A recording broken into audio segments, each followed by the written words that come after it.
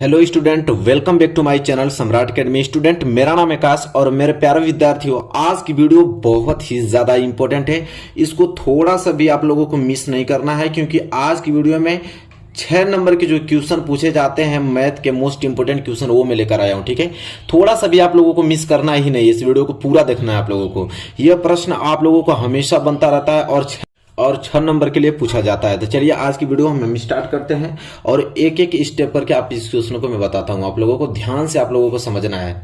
देखिए, प्रश्न यह है कि 2 अंकों की एक संख्या एवं उसके अंकों को उलटने पर बनी संख्या का योग कितना दे रखा है? 66 है।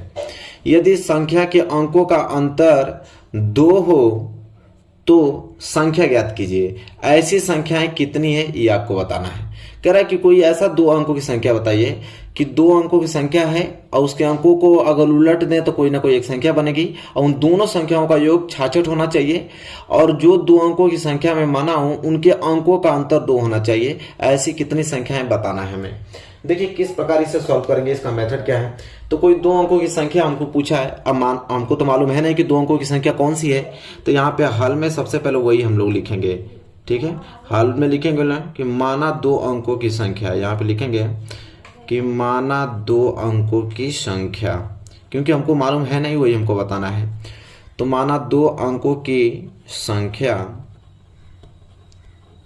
तो मान लेते हैं कि माना 2 अंकों की संख्या XY है तथा अंकों को पलटने पर बनी संख्या, तथा अंकों को यहाँ पे लिखेंगे तथा अंकों को पलटने पर बनी संख्या, तथा अंकों को पलटने पर बनी संख्या। अंकों को पलट देंगे तो अंक इधर आ जाएगा, ये पीछे चला जाएगा तो क्या हो जाएगा? YX है। ठीक है, YX है। अब देखिए एक बात ध्यान आप लोगों को दे रहा है कि 2 अंकों की संख्या बनती कैसे है। मैं रफ लैंग्वेज में आप लोगों को बात करूं तो जैसे रफ है मेरे पास, जैसे ये 25 है तो ये 25 2 अंकों की संख्या था। 25 कैसे बना होगा? तो देखिए इकाई के अंक को ऐसे लिख देते हैं, दहाई में 10 का गुणा करते हैं। तो दहाई हमारे पास 2 है, इसमें 10 का गुणा करेंगे तो ये हो जाएगा 2 × 10 + 5, तो 2 दहा में 20, अब 20 × 5 25। तो 2 अंकों की संख्या को हमेशा इस प्रकार लिखा जाता है, इकाई में 1 का गुणा करके और दाई में 10 का गुणा करके जोड़ते हैं, तब आपका 2 अंकों की संख्या बनता है। तो सेम इसी प्रकार आप लोगों को 2 अंकों की संख्या हमने माना है XY, तो XY को मैं क्या लिखूंगा? दाई हमारे पास यहाँ पे X है, तो दाई में मैं 10 को गुणा करूंगा और इकाई को जोड़ दूंगा, तो ये आपका 2 अंकों की संख्या बन जाएगी। इसी प्रकार YX है, तो YX अब कैसे बनेगा? तो अब दाई का संख्या Y हो गया, तो इसलिए इसमें मैं 10 में Y को गुणा करूंगा और प्लस इकाई को जोड़ दूंगा, तो यह संख्या बन जाएगा। तो संख्या आपका यह बन गया। ठीक है, संख्या इस रूप में रूपांतरित होती है। ये आप लोगों को थोड़ा सा भी कंफ्यूज नहीं होना है। ठीक है, चलिए इसके बाद आप लोगों को करना क्या है कि दिया है, इसमें क्या बोला है उसके अनुसार अब हम लोग समीकरण बनाएंगे। तो उसमें हमसे बोला है कि देखिए मैं थोड़ा सा नीचे करता हूं, बोला हमको यह है कि 2 अंकों की संख्या एवं उसके अंकों को पलटने पर बनी संख्या। तो 2 अंकों की संख्या मेरा यह हो गया और अंकों को पलटने पर बनी संख्या यह है। इन दोनों का योग कितना है? 66 है। तो चलिए इन दोनों का योग 66 है, तो 10 का गुणा x में होगा तो क्या हो जाएगा? 10x + y। ये तो ये संख्या है, अंकों को पलटने पर बनी संख्या यह है, तो 10 में y को गुणा हो जाएगा तो हो जाएगा आपका 10y + x। इन दोनों का योग जो है कितना है? 66 है। ये हमको दिया है, हमको क्वेश्चन में बोल रखा है। ठीक है, कि दोनों का योग कितना है? 66 है। चलिए हल करते हैं। 10x और 1x मिलकर हो जाएगा कितना है? 11x, और प्लस 10y और 1y मिलकर हो जाएगा 11y, बराबर कितना हो जाएगा? 66। 11 कॉमन ले लेंगे, 11 कॉमन लेंगे तो बच जाएगा यहाँ पे x + y और बराबर कितना? 66। ठीक है, यहाँ बच जाएगा। इसके बाद हम करेंगे तो 11 से यहाँ 66 है ना, 11 से 6 बार में कट जाएगा, 11 6 के 66, तो हो जाएगा आपका x + y बराबर 6। ये हो गया आपका समीकरण नंबर पहला। यहाँ आप लोगों का समीकरण नंबर पहला बन के क्या हो गया? तैयार। ठीक है, ये आपका समीकरण पहला हो गया। इसके बाद क्वेश्चन में एक चीज और दिया है। कहा है क्वेश्चन में कि यदि संख्या के अंकों का अंतर 2 है, संख्या के अंकों का अंतर 2 है, तो संख्या हमारे पास क्या है? XY, तो इनके अंकों का अंतर मतलब x में से y को घटाऊंगा तो 2 आना चाहिए। तो इसमें बोल रखा है, ये भी हमको दिया ही है, ये भी हमको दिया है। क्या दिया है कि संख्या के अंकों का अंतर 2 होना चाहिए, मतलब x - y बराबर कितना होना चाहिए? 2 होना चाहिए। ठीक है, ये समीकरण नंबर आपका क्या हो गया दूसरा। देखिए दो केस बनेगा, या तो मैं देखिए यहाँ पे दो संख्या हम लोग माने हैं एक्स वाई, तो अगर x में से y को घटाऊंगा तभी 2 आना चाहिए, चाहे y में से x को घटाऊं तो 2 आना चाहिए। ठीक है, तो यहाँ पे दो केस बनेगा, एक तो x में से y को घटाएंगे तो 2 आना चाहिए, एक y में से x को घटाऊंगा तो 2 आना चाहिए, समीकरण नंबर तीसरा। तो यहाँ केस 2 बनेगा, एक केस नंबर यह पहला कि जब x में से y को घटाएंगे तो समीकरण 2 आना चाहिए, और एक केस नंबर दूसरा बन गया जब y में से हम x को घटाएंगे तो 2 आना चाहिए। तो पहले हम केस नंबर पहला सॉल्व करेंगे। केस नंबर पहला में हम लोग एक बार इसको और इसको लेके हल करेंगे। ठीक है, तो चलिए देखिए हल कर लेते हैं। तो किसी भी विधि से हल कर दीजिए, प्रतिस्थापन विधि से, विलोपन विधि से, वज्र गुणन विधि से। ठीक है, किसी विधि से हल कर लीजिए। तो हालांकि विलोपन विधि आसान पड़ेगा क्योंकि यहाँ पे -x है और यहाँ पे +x है, तो जोड़ने पे काम बन जाएगा। तो यहाँ पे लिखेंगे हम कि समीकरण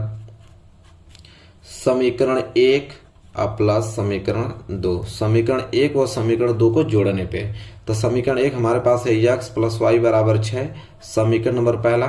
समीकरण दूसरा हमारे पास है x - y = 2, ये समीकरण नंबर दूसरा। जोड़ना है तो जोड़ने पे ये आपका +y और -y कैंसिल हो जाएगा, x मिलके 2x बराबर 6 और 2 कितना हो जाएगा 8।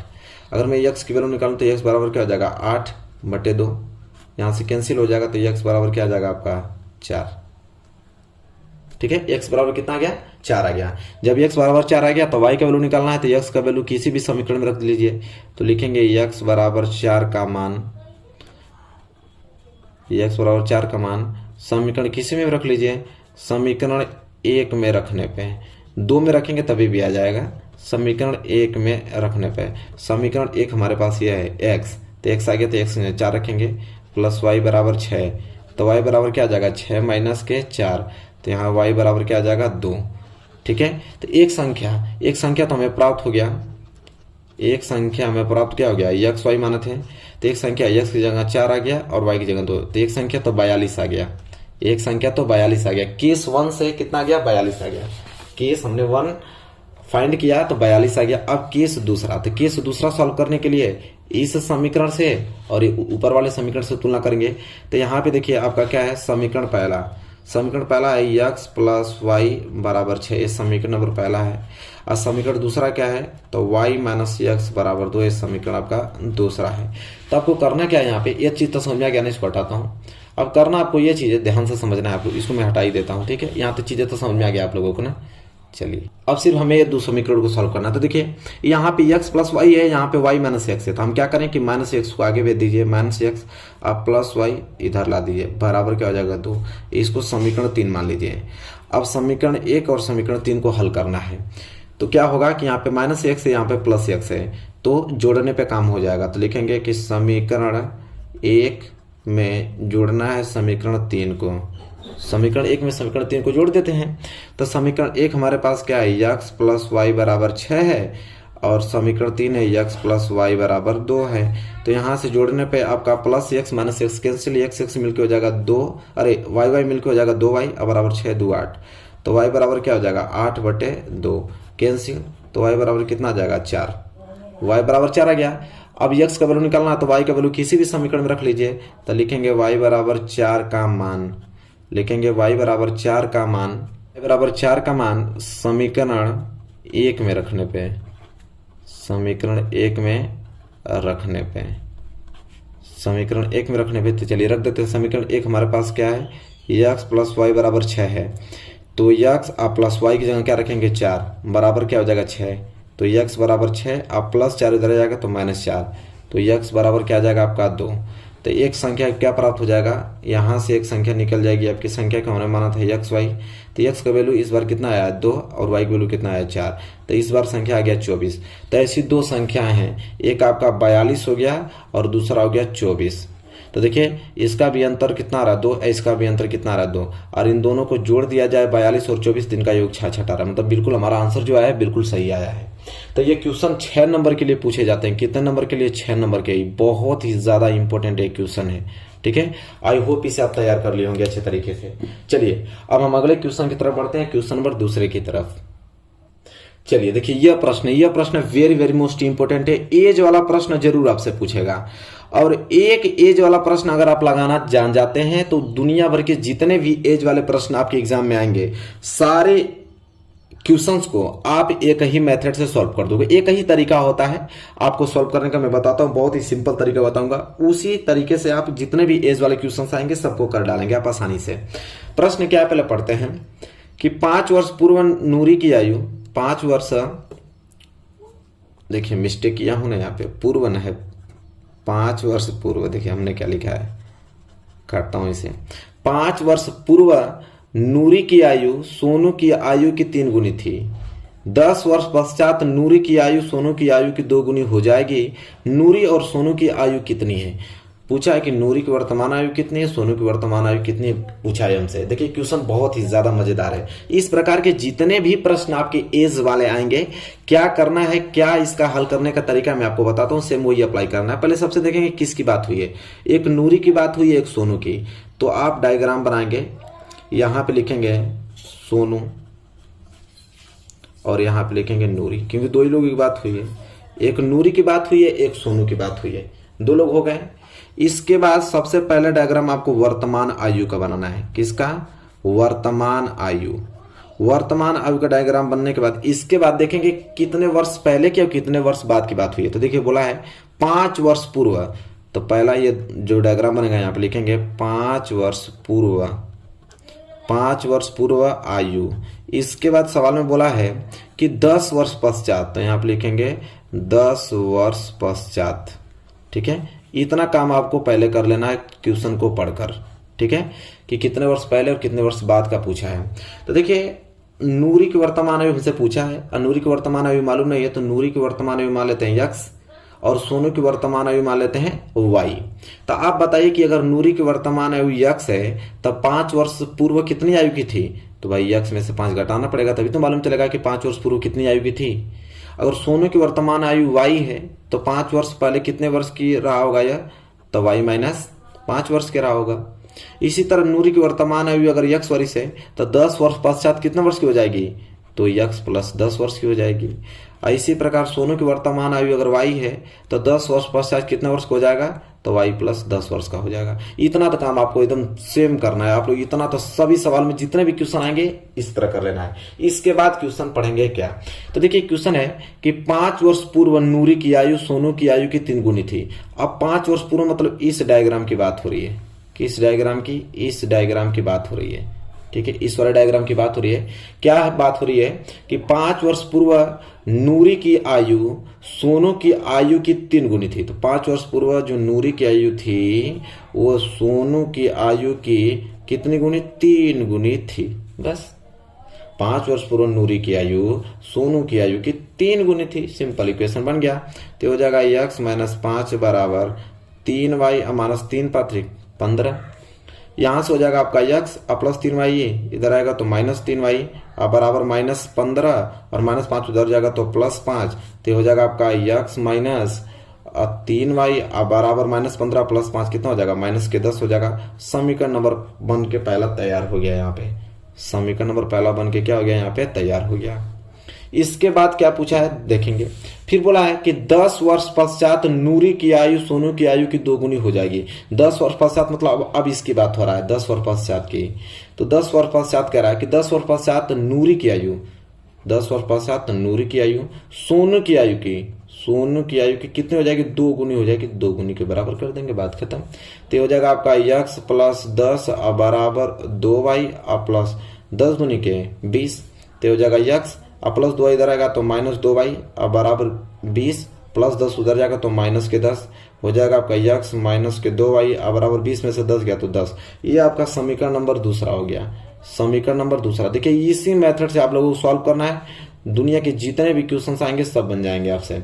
ठीक है, एज वाले। तो यहाँ तक क्लियर हो गया। अब समीकरण पहला समीकरण दूसरा को हल कर दीजिए। तो देखिए ये भी x है, ये भी x, दोनों प्लस में है तो घटाएंगे। तो लिखेंगे कि समीकरण 1 माइनस समीकरण 2, मतलब समीकरण 1 में से समीकरण 2 को घटाने पे। समीकरण 1 हमारे पास है x माइनस 3y बराबर माइनस के 10। समीकरण 2 है x माइनस के 2y बराबर के 10।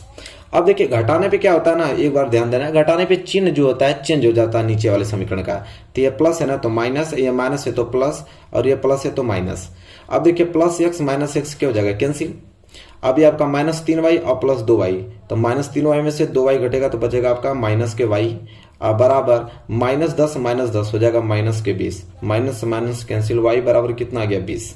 अब y बराबर जब 20 आ गया तो y का वैल्यू किसी भी समीकरण में रख लीजिए, तो लिखिएगा कि y बराबर 20 का मान, y बराबर 20 का मान समीकरण किसी में भी रख लीजिए, तो समीकरण 1 में रखने पे, समीकरण 1 में रखने पे, समीकरण 1 हमारे पास है x -3y बराबर -10, तो हो जाएगा x -3 गुणे y, y आ गया तो y की जगह क्या रखेंगे 20 रखेंगे बराबर -10, तो x बराबर 20 तिहाई 60 बराबर -10, तो x बराबर क्या हो जाएगा आपका -10 प्लस -60 उधर जाएगा तो हो जाएगा +60, तो x बराबर -10 + 60 कितना होगा, घट जाएगा ना, तो कितना हो जाएगा 50। तो देखिए यहाँ से नूरी की जो आयु आ गया, तो नूरी को x माना था, तो नूरी कितनी वर्ष की हुई है, 50 वर्ष की वर्तमान आयु उसकी है। और सोनू की आयु कितनी हो जाएगी, तो सोनू की आयु हो जाएगी 20 वर्ष। तो देखिए एज वाला प्रश्न जरूर आपसे पूछेगा, सेम यही मेथड आप लोगों का लगा के एज वाले क्वेश्चंस को सॉल्व कर लेना है, इतना ज्यादा मोस्ट इंपोर्टेंट क्वेश्चन है। आई होप आपको क्लियर हो गया होगा। देखिए इस वीडियो में 6 नंबर के 2 ही प्रश्न में लिया हुआ है, दोनों बहुत इंपॉर्टेंट है, दोनों एग्जाम में बहुत बार एग्जाम में आता है। इन दोनों को अगर तैयार कर लिए हैं तो 12 नंबर तैयार हो जाएगा, क्लियर बता रहा हूँ, ये दोनों प्रश्न आते हैं। तो आई होप क्लियर हो गया होगा। वीडियो कैसी लगी बताइए, वीडियो अच्छी लगी तो प्लीज लाइक कीजिए, और चैनल पर नए हैं तो चैनल को सब्सक्राइब करके बेल आइकन को प्रेस कर लीजिए।